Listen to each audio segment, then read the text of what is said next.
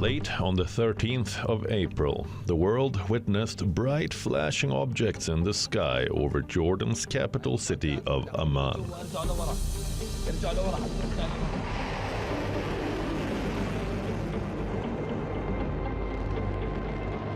They were projectiles that Iran was raining down in its first ever direct attack on Israeli territory. The Iranian swarm of drones and missiles was in retaliation for an alleged Israeli strike that flattened the Iranian consulate in Damascus and killed 7 of its Islamic Revolutionary Guard officers, including 2 senior commanders, earlier this month. More than 300 projectiles, including around 170 drones and over 120 ballistic missiles, hurtled towards Israel in an immense aerial attack. Approximately 350 rockets were fired from Iran, Iraq, Yemen, and Lebanon's Hezbollah.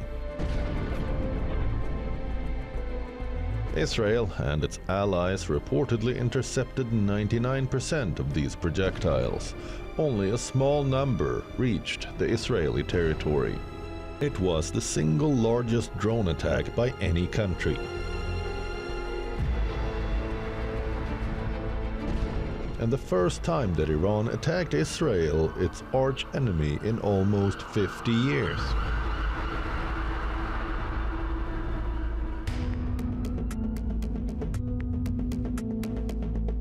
The attack turned a new chapter of global tension, uncertainty and confrontation in West Asia. So, how has the US responded to the attack? US President Joe Biden has condemned the Iranian drone attacks on the military facilities in Israel.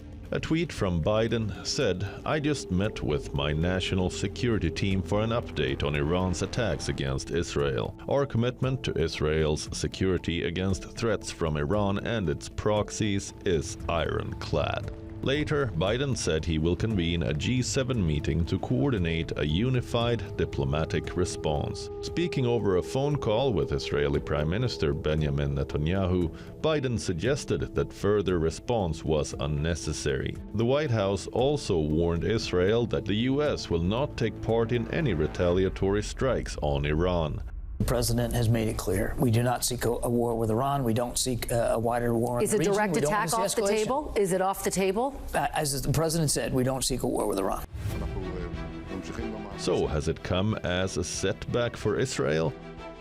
Has the United States always been Israel's strongest ally? How has their association evolved over the years? And how did the attack between the two arch West Asia enemies drag the United States into the conflict? Will this change West Asia's political landscape? And how? Let's understand.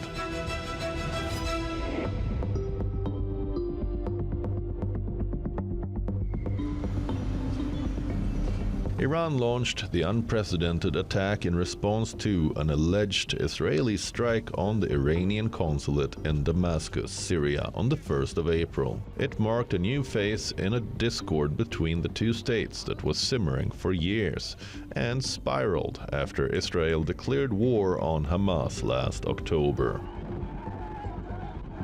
Israel and Iran were allies till the 1979 Islamic Revolution in Iran. Iran does not recognize Israel's right to exist and seeks its eradication. Based on Tehran's rhetoric, Israel believes Iran poses an existential threat.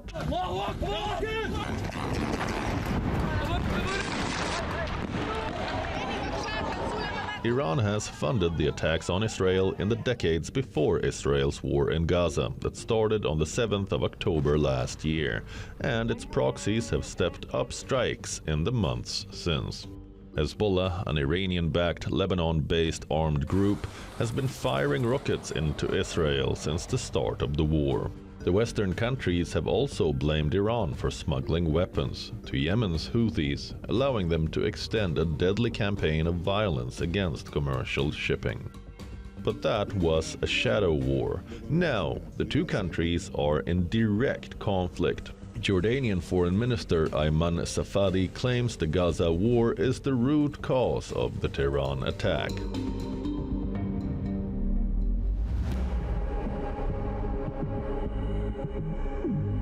Ahead of the attack, U.S. officials, including Secretary of Defense Lloyd Austin and Secretary of State Antony Blinken, were in constant, ongoing, continuous contact with the Israelis and with other countries in West Asia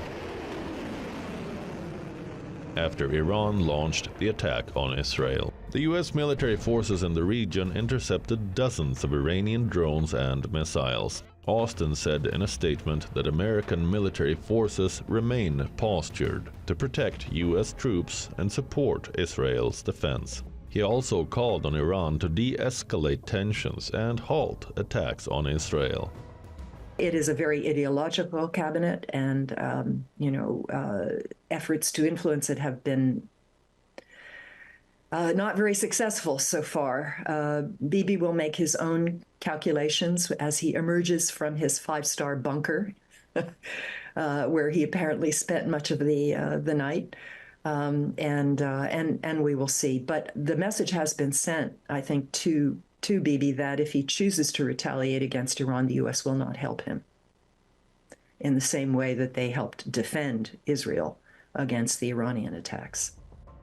The U.S. goal since the start of the latest round of conflict between Israel and Hamas 6 months ago has been to prevent it from spiraling into a broader regional conflict.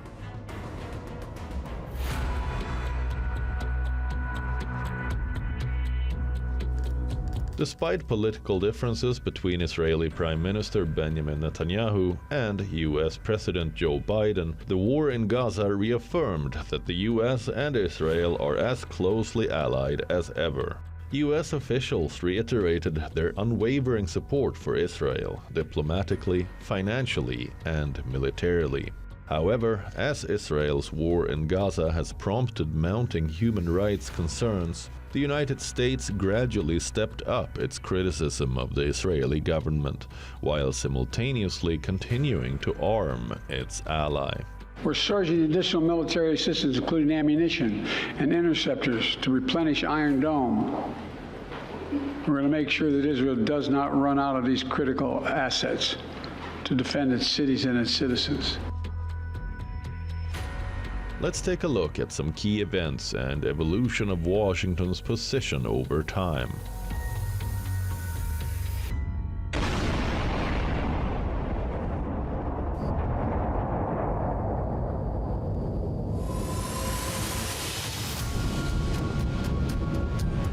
Shortly after the Hamas attack on Israel, Biden delivered a message of uncompromising support to the U.S. ally, while warning other parties against entering the war. The United States is disappointed this resolution made no mention of Israel's rights of self-defense. On the 18th of October, United States vetoed a United Nations Security Council resolution that would have called for a humanitarian pause in the fighting. The U.S. was the sole vote against the proposal, with 12 members voting in favor and Russia and the United Kingdom abstaining. On the 8th of December last year, the U.S. vetoed a UN Security Council measure that would have urged an immediate humanitarian ceasefire. Biden appears to criticize Israel's offensive in Gaza. Conduct of the response in Gaza, in the Gaza Strip, has been over the top. I talked to Bibi to open the gate on the Israeli side. I've been pushing really hard to get humanitarian assistance into Gaza. There are a lot of innocent people who are starving, a lot of innocent people who are in trouble and dying, and it's got to stop.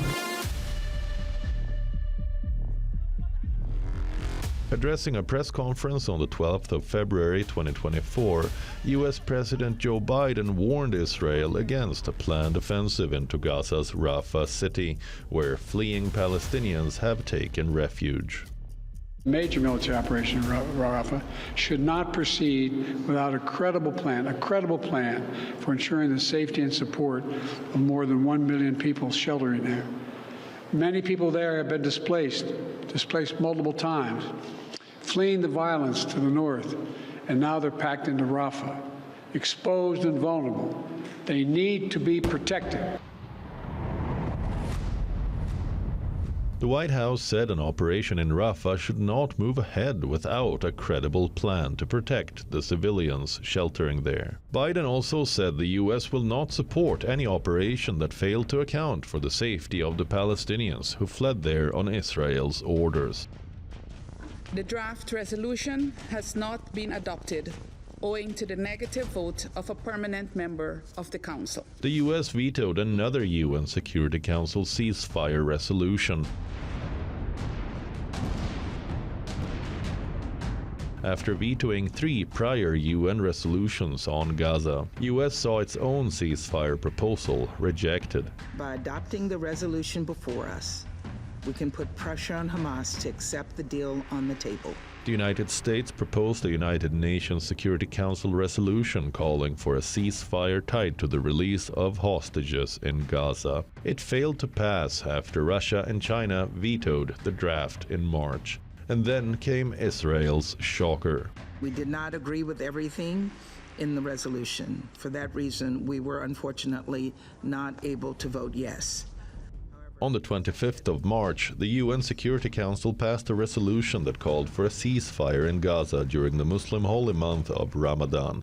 The United States abstained from the UN vote, prompting the Israeli Prime Minister to cancel a delegation to Washington. Netanyahu's office called it a clear retreat from the consistent position of the United States.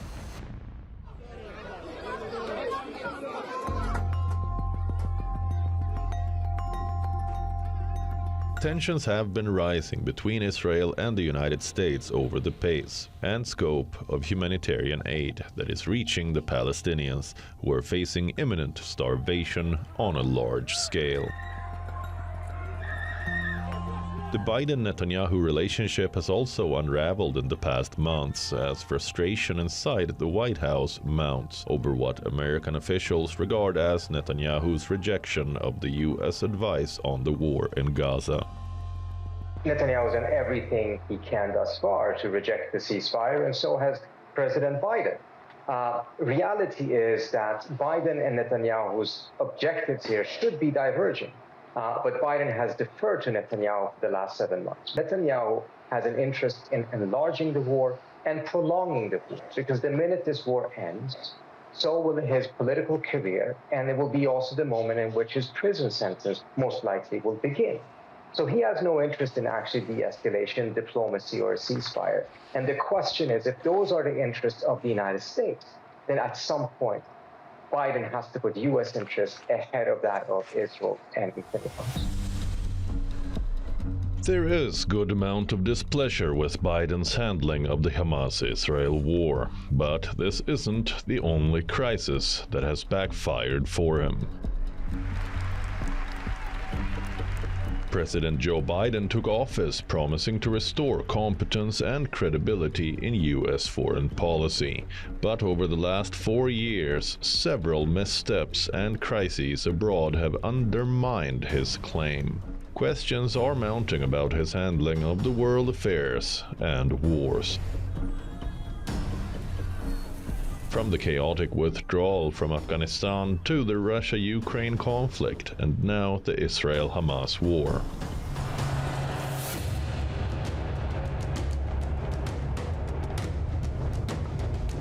As the Russia-Ukraine war drags on with no end in sight, it is important to look at US President Joe Biden's miscalculations in Ukraine.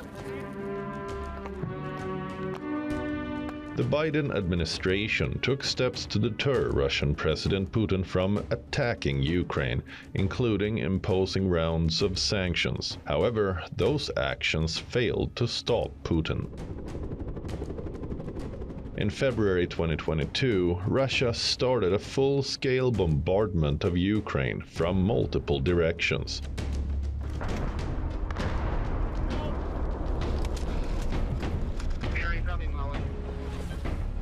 the United States has provided $43 billion in support to Ukraine.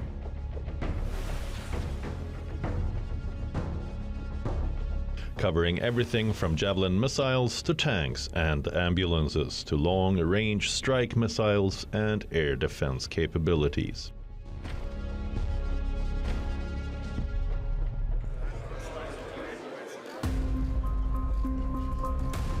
Secretary of Defense Lloyd J. Austin III formed and still leads the Ukraine Defense Security Group that now has 50 nations contributing to Ukraine's defense. The aid is key to helping Ukrainian forces take on and in many areas push back the Russians. Despite over 2 years of military badgering by Russia, Ukraine's NATO membership remains a distant dream. While the US is leading the Western nations in helping Ukraine fight back, it also seems to be ruining Kyiv's prospects to become a full member of the military alliance.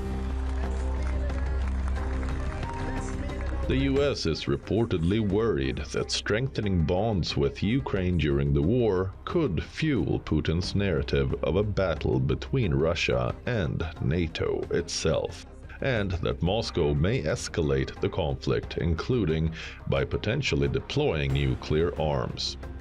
However, the brutal images of Russia's invasion of Ukraine has posed the bigger question. Why isn't the United States doing more to stop Russia in its war against Ukraine?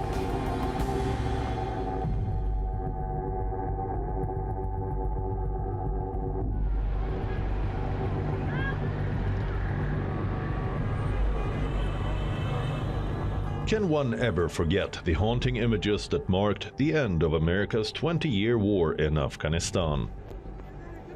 Images of Afghans crowding an airport runway after the fall of Kabul to the Taliban in August 2021. Afghans running after a US Air Force plane, hanging on to it as it took off, and some tragically falling to their deaths. Those images reflected the chaos, the dread of the Taliban that foretold the events of the days that followed. The big picture was the ignominy of the war that ended with the return of the Taliban 20 years after America removed it from power.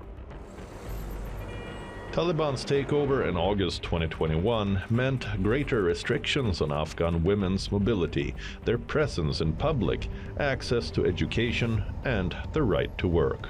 The country is now on the brink of a humanitarian catastrophe, with millions facing acute food insecurity. So, what went wrong for the US in the Afghan pullout? Last year, the Biden administration released an after-action review of the US withdrawal.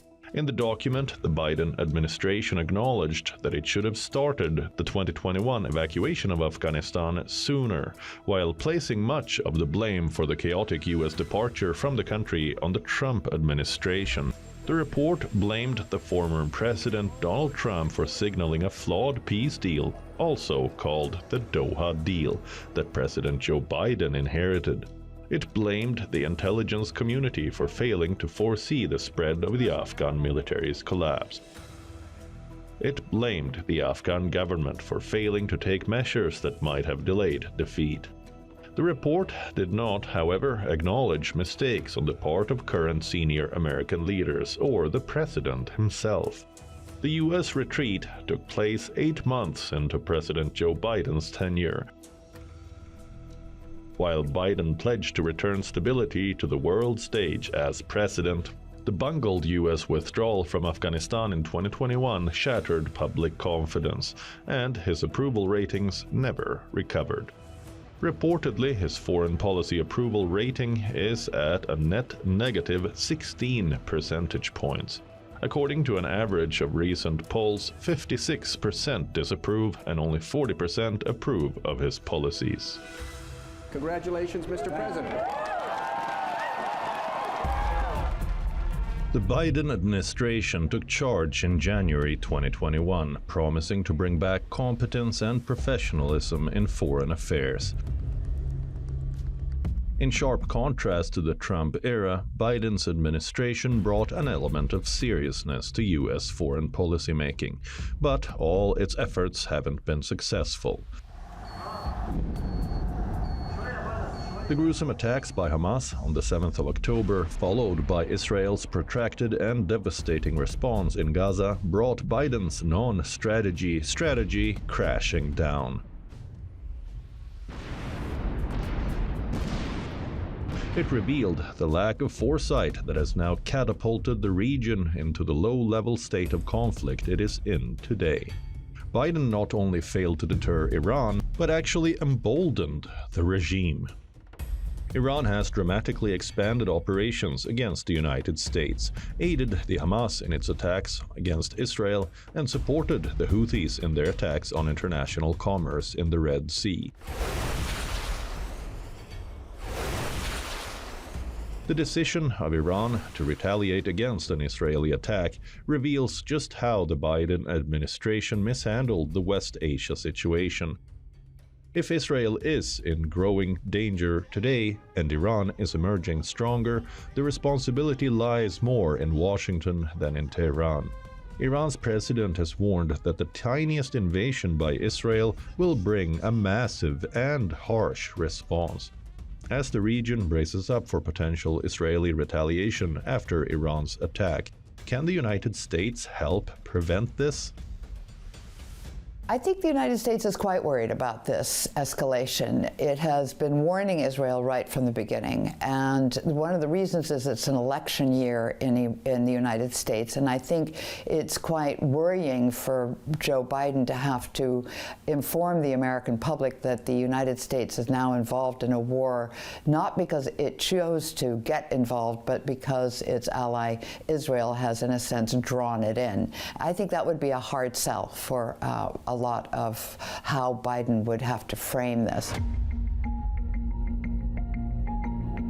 A proliferation of crises has raised serious doubts about Biden's ability to manage international emergencies. How the U.S. plans to protect its interests in West Asia is certainly a test for Biden and his team.